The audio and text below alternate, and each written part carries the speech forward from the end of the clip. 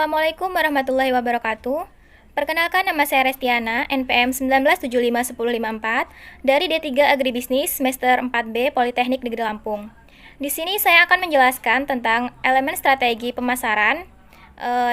Di sini saya menggunakan 3 produk, yaitu yang pertama ada produk mie sedap, yang kedua ada Better Sandwich Biscuit, dan yang ketiga ada Kemplang Panggang Ango.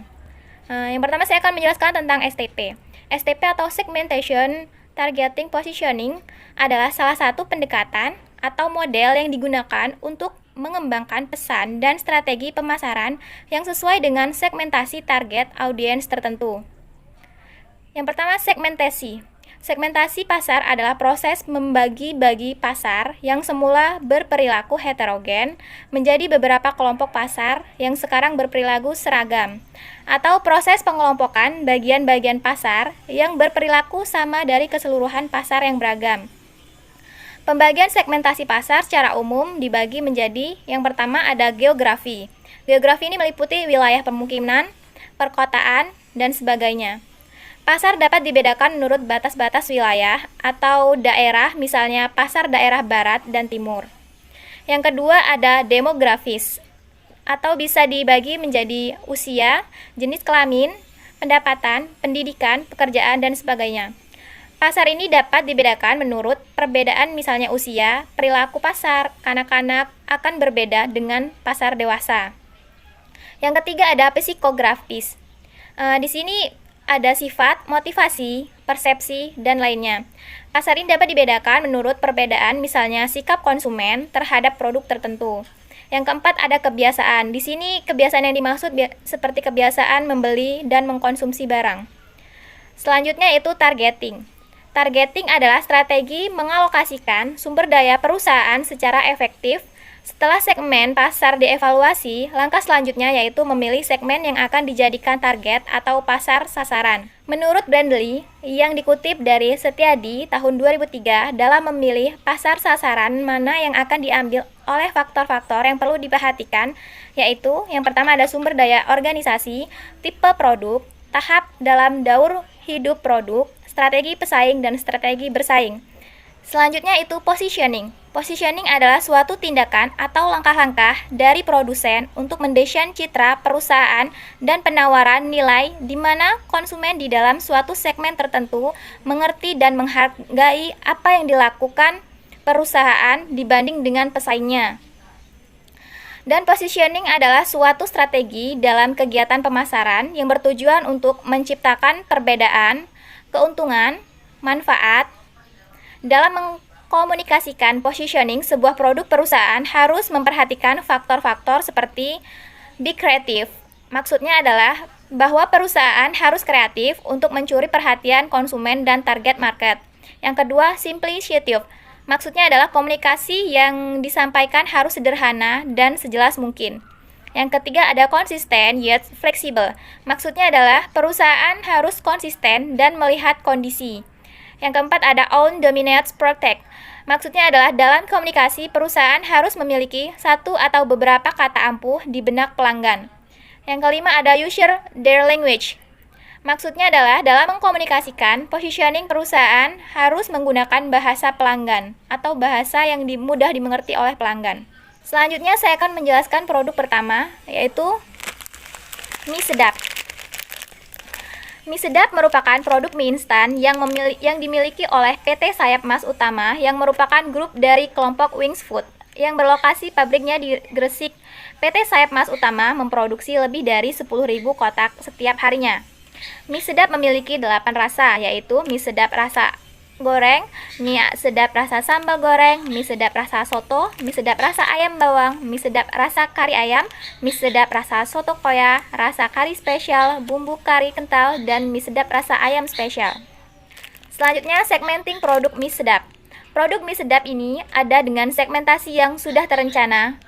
Melihat dari kebiasaan masyarakat Indonesia dalam mengkonsumsi mie instan selama ini dan ditentukan juga beberapa spesifikasi segmen pasar.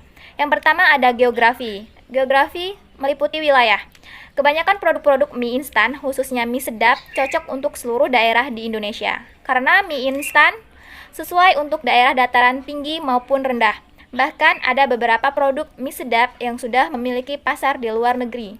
Artinya, produk mie instan tersebut cocok bagi segala keadaan geografis apapun. Selanjutnya yaitu demografis. Demografis di sini usia masyarakat yang menjadi segmen dari mie instan bila dilihat dari demografis usia adalah anak-anak berumur 2 tahun hingga lanjut usia bisa mengkonsumsi mie instan. Selanjutnya dari jenis kelamin. Semua jenis kelamin, baik laki-laki maupun perempuan. Selanjutnya agama. Rasa mie sedap tersebut cocok bagi semua agama termasuk agama Islam. Sebab semua produk tersebut sudah melalui pemeriksaan oleh tim MUI yang memberikan sertifikat halal bagi mie tersebut. Jadi sudah tidak ada masalah lagi bagi semua agama. Selanjutnya, kelas sosial. Rasa mie sedap ini ditunjukkan bagi semua golongan masyarakat. Selanjutnya, psikografis. Produk dari mie sedap tidak memiliki ciri khusus untuk segmentasi psikografis. Mie sedap ditunjukkan bagi masyarakat yang memiliki gaya hidup praktis dan tidak mau repot. Selanjutnya saya akan bahas targeting produk mie sedap. Target pemasaran lebih kepada anak-anak dan keluarga, dan juga untuk semua orang yang memiliki penghasilan tinggi atau berpenghasilan rendah. Target pasar ini dilihat dari kesenangan anak-anak zaman sekarang yang mengkonsumsi mie instan. Anak-anak juga dianggap sebagai penentu keputusan pembelian rumah tangga dalam hal selera makanan. Selanjutnya, positioning produk mie sedap. Produk mie sedap milik PT Sayap Mas Utama yang merupakan grup dari kelompok Wings di sini memposisikan diri sebagai market leader, bertengger di posisi kedua dengan meraih brand value 95. Produk yang selanjutnya yaitu Better Sandwich Biscuit. Better Sandwich Biscuit Vanilla Cream adalah biskuit sandwich renyah dengan balutan coklat yang tebal serta sensasi krim vanila yang lembut. Biskuit ini diproduksi oleh PT Mayura Indah Tbk dengan menggunakan bahan-bahan yang berkualitas yang menjadikan kombinasi pas di lidah, serta memberikan rasa yang sempurna untuk setiap saat dan cocok untuk dijadikan cemilan saat santai. Strategi pemasaran untuk Better Sandwich Biscuit. Yang pertama ada segmenting produk Better Sandwich Biscuit. PT Mayora Indah Tbk mengelompokkan segmen pasar berdasarkan pasar domestik dan juga luar negeri. Pada segmen pasar domestik dilakukan pengembangan ke semua wilayah mulai dari desa, kecamatan, kabupaten, serta kota tanpa terkecuali. Sedangkan untuk pengembangan pasar internasional, PT Mayora Indah Tbk lebih berfokus pada segmen pasar dengan penduduk padat seperti Cina, Thailand, Vietnam dengan tujuan untuk memperluas pasar. Selanjutnya targeting. Target pemasarannya yaitu anak-anak hingga orang dewasa dan dari berbagai kalangan. Selanjutnya positioning.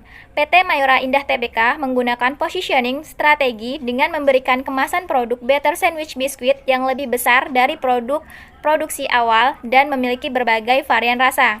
Untuk promosinya, untuk lebih mengenalkan hasil produksi perusahaan PT Mayora Indah Tbk, melakukan promosi melalui berbagai media dan secara aktif mendirikan stand di berbagai daerah dan di berbagai kegiatan yang sekiranya dapat menarik minat konsumen terhadap hasil produksi perusahaan. Selanjutnya untuk produk yang ketiga yaitu kemplang panggang ango.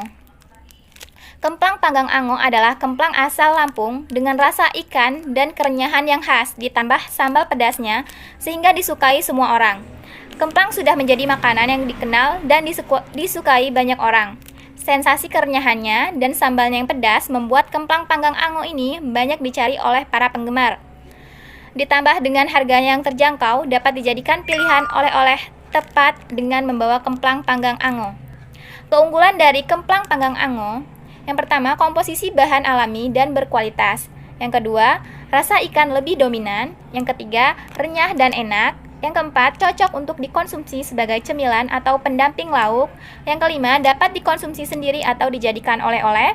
Yang keenam, dilengkapi sambal yang khas pedasnya. Kemplang ango khas Lampung ini ada berbagai kemasan, antara lain kemplang ango kemasan jumbo dengan berat sekitar 450 gram dengan isi sebanyak 35 buah, berukuran sedang dan sudah dilengkapi dengan sambal kemplang.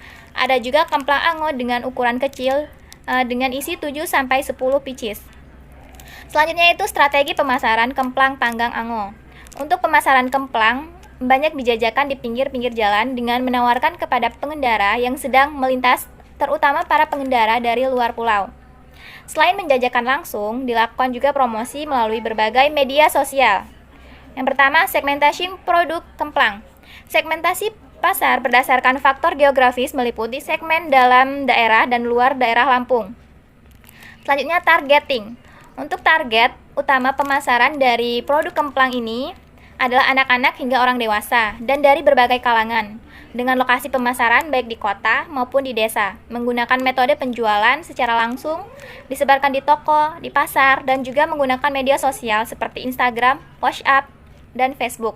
Yang ketiga yaitu positioning, dengan menciptakan tingkat level kepedasan pada sambalnya dan logo yang menarik untuk memperkenalkan produk kemplang panggang Ango kepada masyarakat serta dapat menarik banyak konsumen. Demikian penjelasan saya mengenai elemen strategi pemasaran. Kurang lebihnya saya mohon maaf. Saya akhiri. Wassalamualaikum warahmatullahi wabarakatuh.